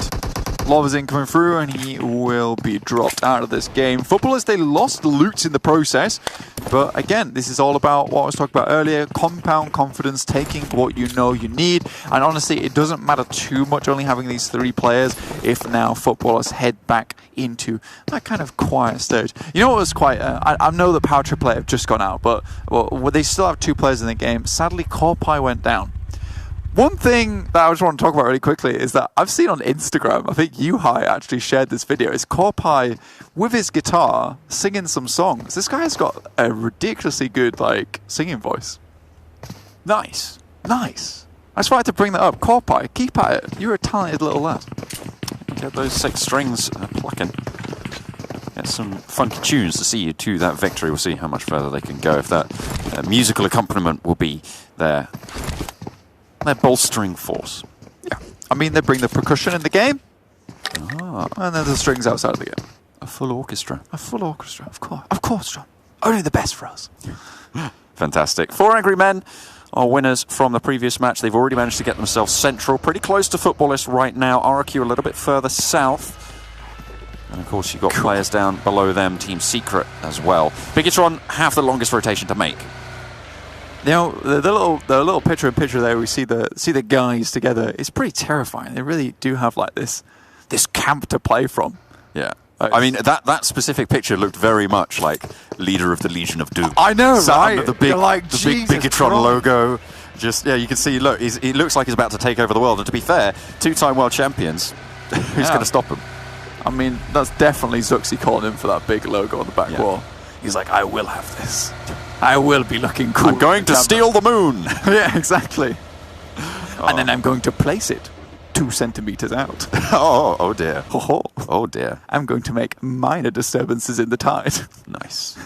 Nice. All right, well, Class Digital Athletics right now, they started in pretty much where they are right now in Krichas. And they've got themselves a pretty decent spot. No one's really going to be rotating past them. They might see some activity coming in from the south side if Bluebees decide to move up from Movatra and Vihar on the western edge. Biggitron may be looking to swing out wide, but in general, no one's really going to look to push into them for quite a while now. Yeah, I think most teams here have... Now, this is what I'm talking about, is a lot of the early game skirmishes where you take those compounds, and I think that time has now passed. That time has now passed. A lot of these teams who are out on the eastern side towards the south, they'll be coming into the circle and they will be looking for a spot to stay. Unless you do what Alpha 7 did, which is what send a law out very early, you can loot up in relative safety outside of the circle and then make your way in afterwards. And it looks like he's managed to actually get a little bit of loot on board as well. Level 2s across the board, 2 first aids, some boosters, some bandages. He's been okay. I just worry that maybe he hasn't got the ammo on board, but we'll have to wait and see for that one. Has a Tommy gun on his back as well, so not the best of weaponry, but still the SMGs, especially on Vikendi, very, very important in these close-range fights. Huge. You see Silence here, even with the mini Uzi in hand, which is pretty important. That little micro boy is good. Micro boy's on BTR. That can't say that. I wish I had to say the micro Uzi in future. Huh? Yeah. Micro lad. Micro geezer. Micro man. Oh dear. Alpha 7, they, as you said before, they've regrouped now with Law, with the rest of their team. And they're just to the southwest of Zabava, just to the northeast of 4 Angry Men. You can see that on the mini-map. And beyond them, you've got Clash class digital athletics on the south side and footballist on the west as well. So this is what we were talking about, right? Compound interest, exponential growth. Let's go. As everyone heads central, finds some buildings, and chills out. I do like making predictions at the start of the games because it gives me a bit of an adrenaline rush whenever I see things invested. Makes me invested. I'm like, Alpha 7, don't take the fight with 4 AM, you might die. Blue Bees are moving up on the western edge towards the east side of Dobro Mesto. So they're going to be looking to move on up. Bigatron have Team Secret Jin at their back to worry about because they are leaving this move quite late. Kanina Power deciding to send straight on in towards Aerowolf Limax. I think pretty much everyone's been through this area now. It seems to be a pretty common scouting zone just underneath Podvosto, around Mount Kresnik. You can isolate those sight lines whilst you take a look out towards the western side to the south side without worrying anyone shooting from the north. I mean, we saw Alpha 7 pass through there, we've seen Abrupt Slayers just pass through there, and now we've got Aerowolf Limax as well as Kanina Power coming through. So a really hot spot on our screen at the moment. Are you just vibing? I was vibing. Okay. I was indeed vibing. Having a little cat jam all to myself. Yeah. Happy for you. Me too. Aerowolf Limax are starting to mount up and send away just before Kanina Power are fully established on the compound to their southwest. I imagine they will have spotted it, but will they be able to find anyone on that rotate? Will they be able to catch the players from Kanina Power as they move through the tundra? Not too sure. Not too sure just yet. 4 Angry Men, they're right slap bang in the middle of things as everybody's looking their way. However, everybody's looking everyone's way. It is Vikendi after all. Stop it! Oh dear. Stop it! Loops are looking Alpha 7's way. Wow, that's swagging down. Oh, a little bit sad. It's not the worst thing in the world. To be fair, it kind of is the worst thing in the world because I'm pretty sure Swagman's like one of their best players. Look at this south grouping though. Bigatron and Secret Jin still yet to move out the blue. Circle? The second circle pops. Never heard of it. Circle? Being moved by the circle on Vikendi? Nah, I don't think so. We're going to go out in the ocean, mate. We'll give that a miss. Let's go and zone on top of pretty much everyone who's already in the circle, except for Aerowolf Limax, but they were moving anyway. On the western edge of Mount Kresnik for them. And out in the blue, let's tune in with this fight. Let's see what's going down here, because I think they know of each other's presence. Yeah. I reckon BTR are intent to actually swim out into the ocean and go to a wrangle. Uh-oh. Cosmos jumps in and jumps out pretty swiftly as well. That's a Darcia as well left behind for Secret Jin. I don't think Bigatron are going to be able to stop the rest of the team from getting away, but they do manage to maintain a vehicle. Zuxi has one as well, so they're going to be a 2-2 split potentially on this rotate. Okay. I'm okay with this. Hang on a minute, Secret Jin are coming back. We're swinging back in, boys. They're going back for the fight. I mean, Bigatron are still on this 2-2 split. They need to make something happen. I like how Team Secret Jin, they went out. That was the flush, not another. No, they're going away again. It's like, yeah, we'll have it. Oh, no, I'll leave it again. Saving Private Ryan. Oh, no, wait, it's Forrest Gump. Let's run. Wrong movie. Apologies. Oh, goodness me. Yeah, so they are going to send out to the west. They're going to be expending a lot of meds as well, both of these teams, because they've been out in the blue now for quite a while, and we're actually not too far away from the third circle coming into pop. Have you seen that like video of the two dogs, and they're both being held by two owners? Better have a pointer. They're barking at one another. Okay. And then you put them down, and they just go about their own business. That was definitely Bigatron and Team Secret Jin right there. Like, actually, we'll leave it. All right, I'll allow it for now. I'll allow it as a reference. Okay, well, Kanina Power starting to move on the south edge of the circle, struggling to find their way in. Of course, one of the late movers towards this central cluster, and it's going to be very, very tricky for them to move in. Just look at how densely packed this area around Garoka is. I really hate this part of the map, to be honest with you. Yeah, Frozen Lake. I've seen so many circles end here as well, and I mean, it just causes a lot of problems because if you get caught on one side of it, it's over for you. It's all over. It's all over. Come on, Mad Toy, don't go out first again. He's trying to force the peak there. But Mad Toy gets in a vehicle reposition, sends it towards the back, and they're going to be all right for now. We'll be able to heal that one up. They're right in the middle of the circle, so they don't have to move. And it's just damage. It's just armor. It's just meds being used there, which is still pretty impactful. It is. Very impactful. You can survive towards that late game. Less impactful, though, because then you'll start to make those jumps onto... Stop it! Stop moving my chair! I can't finish my point because I'm so worried about my chair right now. What was your point? My point is that it's less impactful towards that late game. Get your cheeky hands away from my chair. Oh dear. It's less impactful. What are the great joys in life? The late game, because then you can start to actually crash people, and people crash you, and then you get that resupply from the dead bodies and the loot boxes. Next Nexo comes in again. Again, it's not impactful. Have you ever heard of being moved by a circle on Vikendi? No, I actually haven't. Me neither. I rang up and I was like, "Hey guys, I need to move. I need to be moved here on Vikendi, please. I need a mover service." And they were like, "Well, what do you need it for?" I said, I want to change compounds." Like, you don't need us for that. The circle on Vikendi is like that friend who, when you're moving house and you're like, "Oh, can you come and help me move some stuff?" And they're like, "Yeah." And then you ask them when they'll be over, and they'll be like, so probably next week. Sometime next week. You don't need me right now. That's all right. You're fine. It's fine. Aerowolf Limax, though, not so fine as Team Secret find themselves delivered a couple of kills. Mad Toy, though, does go down in the fray and is flushed as well, so they lose one for their trouble. However, Aerowolf Limax really feeling the pain right now. Oh, that's not where you want to be. Gets knocked out as well, right on the roadside. Laid bare, U-High Boy sends back around for some hard cover and will be able to escape with his health bar. Team Secret, I was going to say, a little bit quiet from that last game, but here, get a little bit louder. Pumping the music, getting that bass on. You like to see it. I mean, from how well they did on that initial day, I'm enjoying seeing it again. There's Beer 11 taking down Aerowolf Limax. That is the first team to fall here on Vikendi. 15 minutes in. Yeah, not a great result for them. They got 2 points in the first game. So going down first here on Vikendi, not going to play well for their points overall.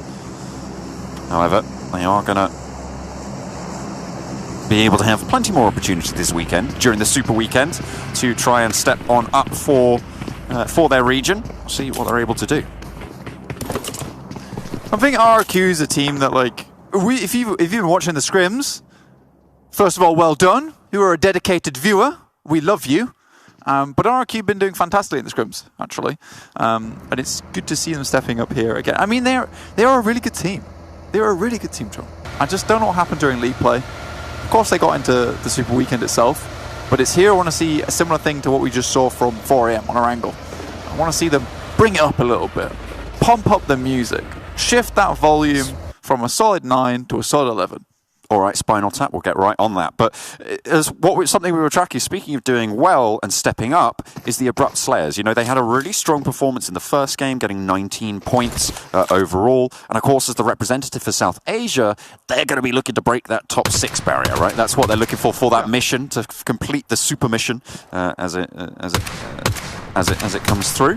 Was the top 6. I did make a prediction as well here. I went and I ran the numbers again, and 66 is going to be the threshold for 6th place in this setup. You can't call 66 points. You can't call it a prediction when it's going to be true.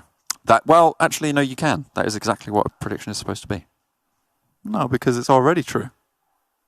You're making a statement. Be confident in yourself. Depends what time frame you're looking. We all believe in you. We'll see. But yeah, 66 points is going to be around where 6th place falls here in this lobby. It's going to be, isn't it? Okay, yeah, sure. Exactly on the nose. There's no other option.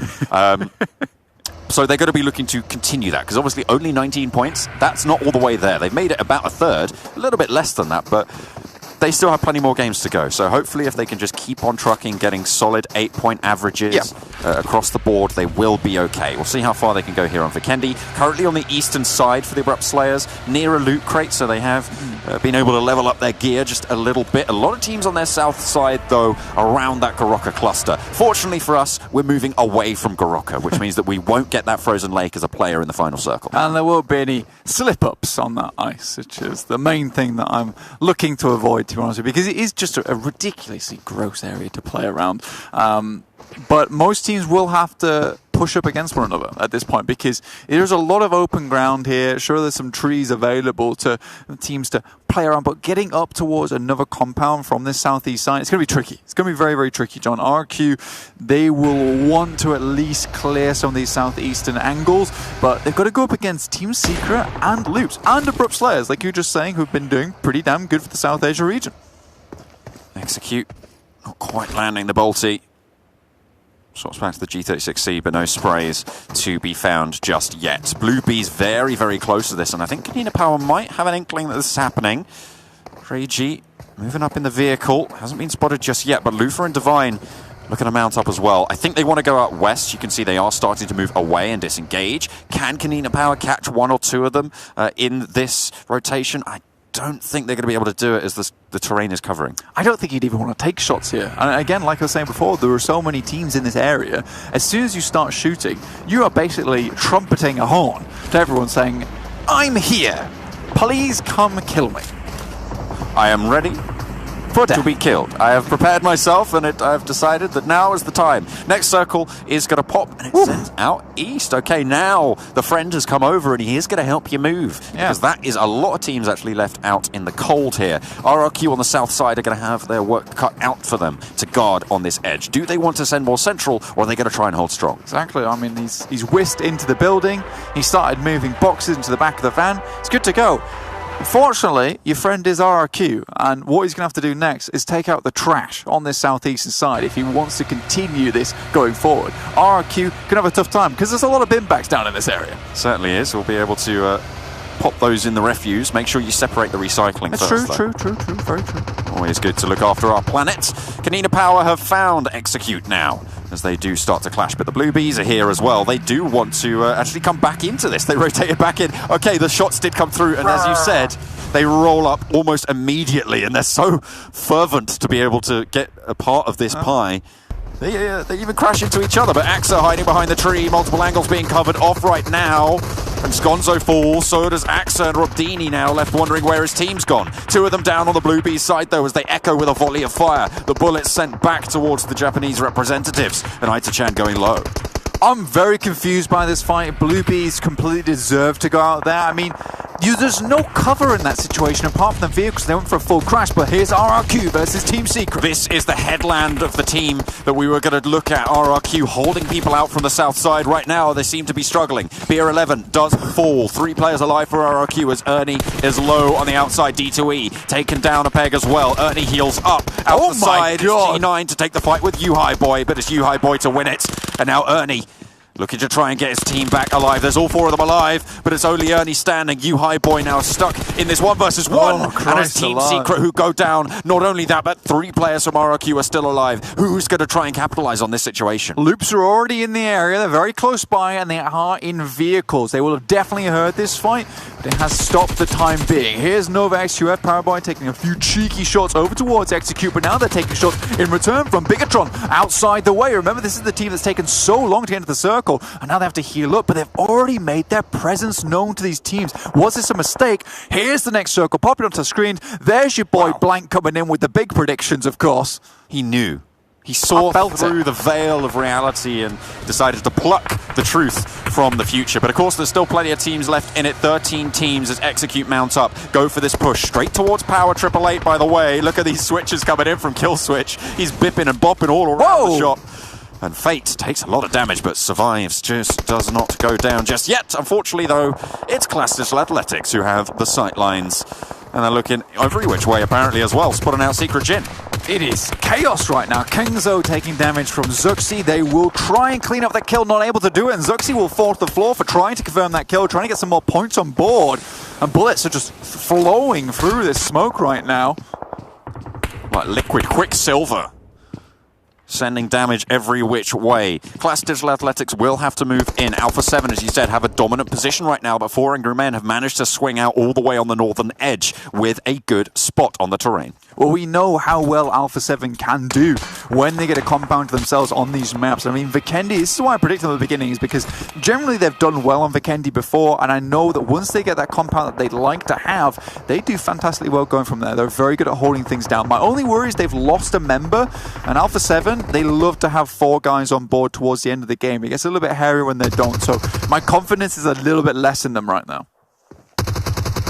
See if they're able to get it done as the Abrupt Slayers, they're pushing into the compound that Alpha 7 holds. That's Secret Jin eliminated in the meantime. Loop scouting out. They've just crashed into the compound. Here's Clash Digital Athletics to receive. 2 players go down fast and a third soon to follow. What? Kayovsky is the last to fall down, but it's not going to matter. They just get wiped.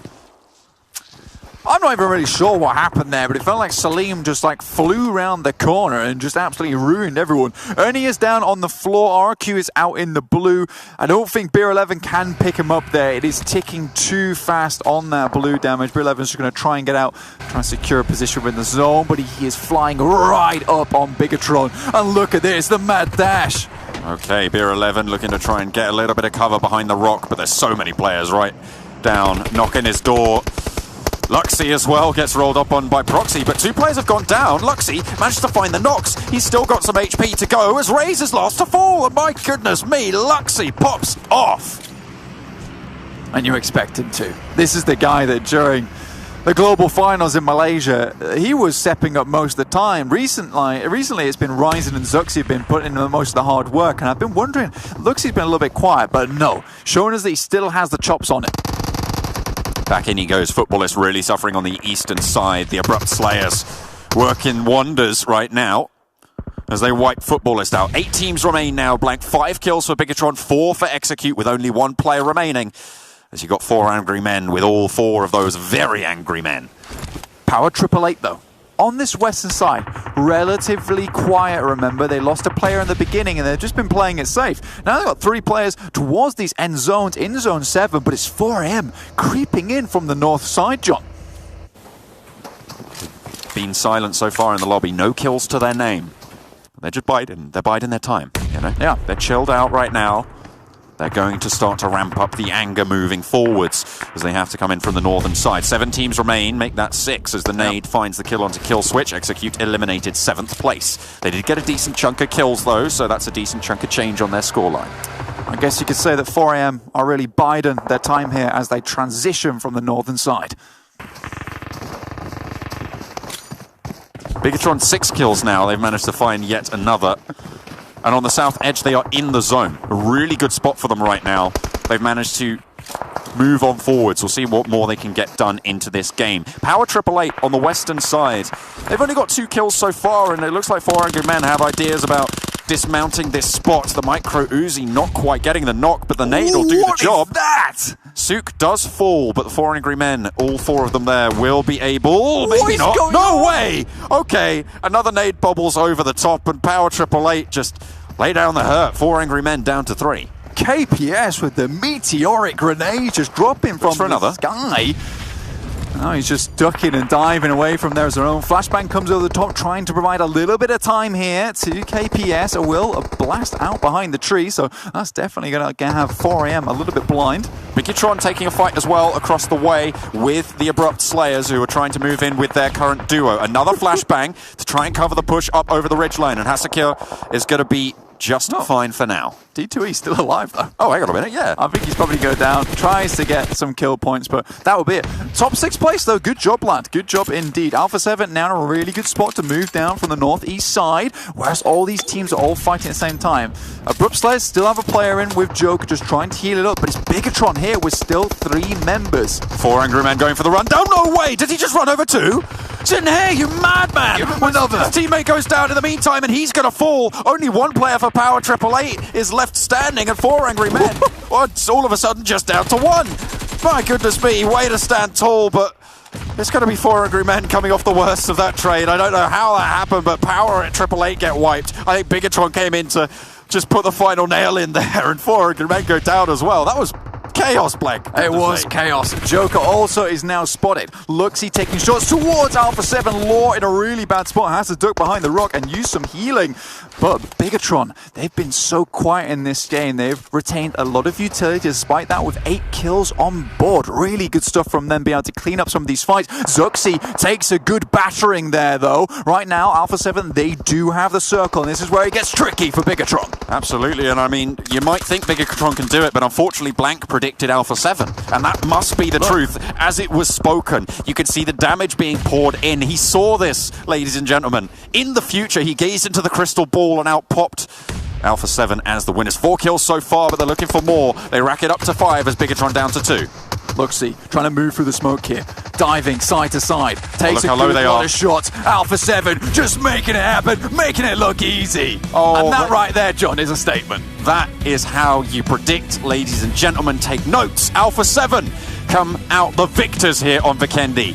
Blank's pretty chuffed with himself. Alpha 7 pretty chuffed with themselves. A great result. Absolute look, guys. 100%. Look, I had a feeling, I went with it, but absolute look at the end of the day. But really good stuff from Alpha 7. They got some great compounds in the game. They had some good circle look too, but they made it happen. And what I really liked is that when all that chaos started coming through, all they did was really try and position themselves in the best position to see where these teams were coming from and make sure that they had those that hard cover to hold behind. None of this smoke malarkey. They wanted real rocks. They didn't want soft cover whatsoever, and it was really good. You scout it out. You don't want any of that chaos that ensued on that west side. I think Alpha 7, like, taking their time about it was the smart choice. To be honest, I think the thing that won it for them is the fact that 4 Angry Men chose to go for that fight. A double rundown, by the way. Yeah, it was fast and furious. Nuts, certainly. But unfortunately, it left the rest of his team a little bit too exposed to the sprays. And then it was a 1 versus 1 across the way. And then Bigatron were like, I get the kill? They sort of took that one for themselves. I think that if 4 Angry Men had gone the other direction and actually tried to challenge Alpha 7, there might have gone a lot of it. The game might have gone a lot differently then. Yeah, I think so. I think 4AM had a really good spot to move down, but like you said, you just got Tokyo Drift, less stick. Let's get it in there. But I was very, very confused by the actual move. I don't really think I've seen like many double rundowns, but to have the confidence to try and get the triple rundown. All right, mate, you do you. Fair enough. I mean, 4 Angry Men, they're sat at the top of the tables. They had a really good result in the last game. They're looking to try and keep that one alive. 22-point average. They did do pretty well. We're going to head back over to the analyst desk to break it all down. Thank you very much, gentlemen. And what a crazy game indeed. I've been saying this ever since PMPL Season 2, watching Alpha 7 play. I said time and time again, they are a team who can play without 4 members in these final zones and still come out with wins. And they lost swag wins so early on there. Don't give me that head shake. They can do it. They just proved it. No, they can. Honestly, they've had a win every day. I would say, though, they were the only ones with the compound and the circle went to them. So it's one of those games that you kind of... Potato. Yeah, I know. But as a team, you know, if that's the case, you have to be the team that comes out on top in that situation. Yeah, 100%. Like, they had such a good position, and also just the simple fact that it was very flat terrain, and the fact that they were in a compound that they didn't have to move from for like such a long period of time. Yeah. That means that all the utility they wanted, smokes, grenades, molotovs, they had everything, and that just facilitated their rotation inside the late game circle to take that fight versus Bigatron, secure strong position, and take the win. Yeah, let's actually take a look at their stats as well here for Alpha 7. A little bit of info on what's been going on. But we have to, talk about the 1,100 damage done, the 6 kills. Again, it's nothing crazy in terms of stats, but I think it gives them the momentum, I'd say. Again, the clarity of they've already won a chicken dinner every day, like you said, Demon. But like, hey, we just fought Bigatron 3-on-3 in the last zone, and we beat them, right? It just makes that whole facade of them being the best team in the world, even though they still are, not a big deal anymore, right? Because they have the confidence. Absolutely, it gives them massive confidence, and like you say, the fact that they are consistently getting those wins every day, which is nobody else has done that yet. But they have a win. They had a win on both days of league play. They even had a win on the scrim day yesterday, and they had a win today in the Super League. That's where it really counts, to get those points on the board. 15 placement points every time. If you can keep that consistency up, it's fantastic. Well, speaking of consistency, let's take a look at our map rankings here, so you guys get an idea of where the other teams did place. And I'm mentioning consistency in particular, Max, because 4AM, 4th place. We had Bigatron, 2nd place. We had Abrupt Slayers, 3rd place again. I mean, it's really nice to see some teams being consistent, especially Abrupt Slayers. Like, even though it did go down to the final player, there was Joker just snaking his way through and able to survive until 3rd position. So still big ups to them. But like 4 Angry Men, the team that had the northern position, I was like, we even mentioned it into the late game stage, like, is this going to be an actual back-to-back chicken dinner? You actually mentioned it, Jason. And there was a big chance for them to happen, but because there was such an influx of teams coming from the south, I think it was just too much for 4 Angry Men to deal with, and then they just went for the full send it push at one time. Those are the kind of things where like it breaks or it happens and it works out for you. Unfortunately, then it did break for 4 Angry Men. And you can see from the kill spread there just like how much of a difference. Obviously, we had a very top-heavy game on Erangel with 4 Angry Men cleaning the board with 19 kills, wherever it was. Obviously, it's much more spread this time. Very few people hitting double figures because, as you mentioned, it pulled north a couple of times and it causes this bottleneck in the south. And with Vikendi being naturally a heavy third-party map, there's going to be a very even kill spread across the board. So I think we saw like 10 points all the way down to like 6th or 7th place there. Yeah, and obviously for Power AAA KPS, I've been wondering to myself, what we saw on day 2 of league play this week, was that a mystery? Was that like, a one-off kind of day? But hey, They didn't perform too well in the first match. Here they get 11 points, so Yeah. we're seeing some sort of consistency come back into them as well. But Execute as well on our front page. I think they had it last time, and they're just continuing to build up these points. If you now take a look at the second page, and I'm going to bring it up again, Demon. I mean, yeah, Secret, they got 3 kills, but they did go out in 15th place, if I'm not mistaken. Yeah, I mean, they ended up crashing against RRQ, and it was very close. You Highboy almost clutched it out there, but I think it was Ernie that came out on top for RRQ. And then obviously we saw RRQ getting into the placement. We see him in the top 8. That's because they ditched all their first aid onto D2E. D2E that was sat there. I think he had 19 first aid kits out in the blue. That's a lot. And they just like sent it in there. We saw Loops do the same. 4 in a vehicle. That, you know, that's pretty much suicide when you're doing 4 in a vehicle. They tried it. They pulled up. Didn't work out. They got wiped out by DA. They got mowed down. Yeah, they got mowed down. Absolutely decimated. Let's take a look at our do moments, and I'm assuming we should have it there. So if you guys missed out on it, don't worry. Just wait a couple of seconds, and we'll be able to see it yet again. But I'm really proud to see, though, Power Triple A KPS like have this kind of performance. Footballists, on the other hand, they had a rough game, and their consistency that we saw in League Play Max is starting to slip away. Yeah, it's falling off just a little bit. That early game crash, like even that, like they had no information on who was in the compound. They could be just one player, no one or an entire squad, and they just went crashing one by one, which unfortunately caused them to lose a very early player.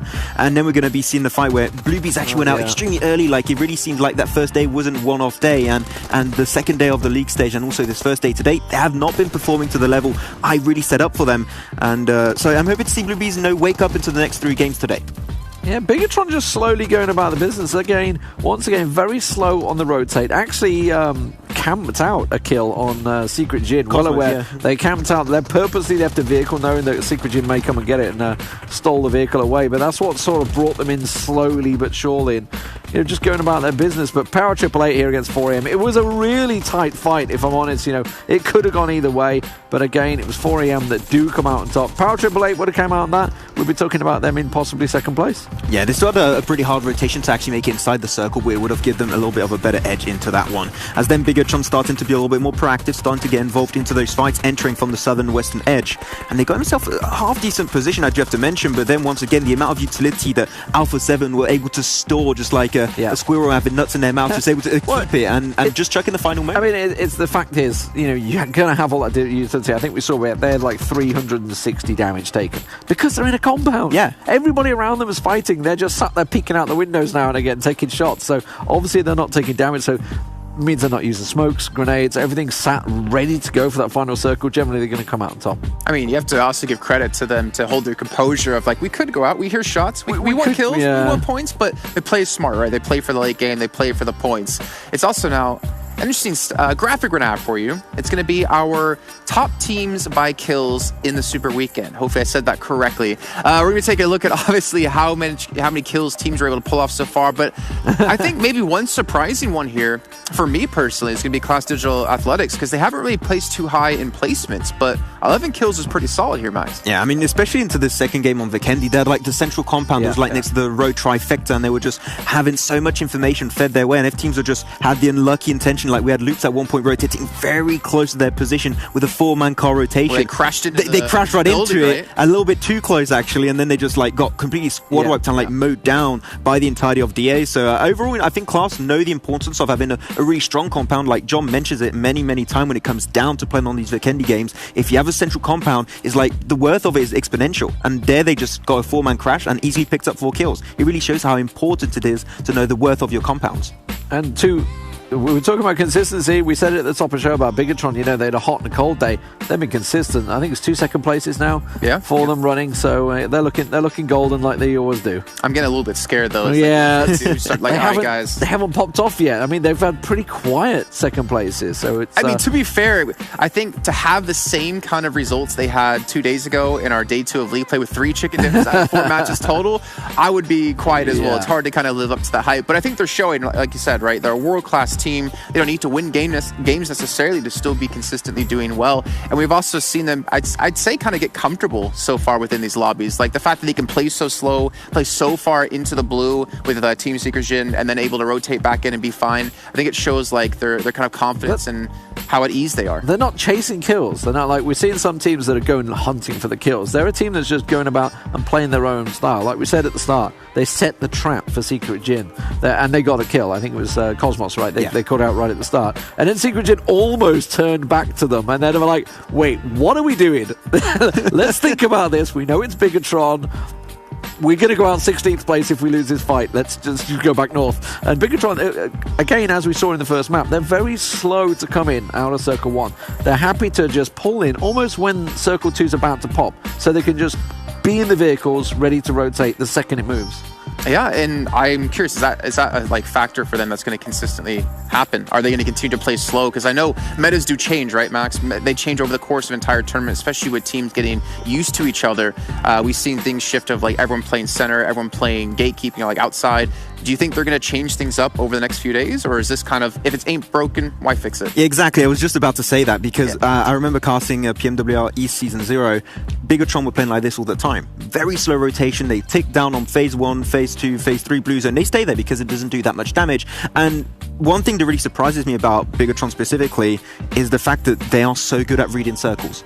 Every single time they find the circle rotating late, even if it's a hard circle shift, they're like, okay, so teams are coming out from this direction, the circle went up northwest, we can easily rotate around Dobro Mesto, which is exactly like the idea they had in mind at least, and they got just a good entry point because once again, their IGLing is so clean, and even if they rotate late and they're the last thing to make it in the circle, they always find a decent spot because once again, their shot calling is so good.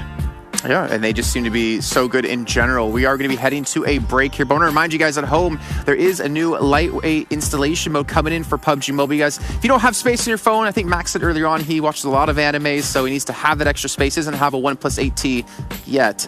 Take a look, and we'll see you guys for match 3.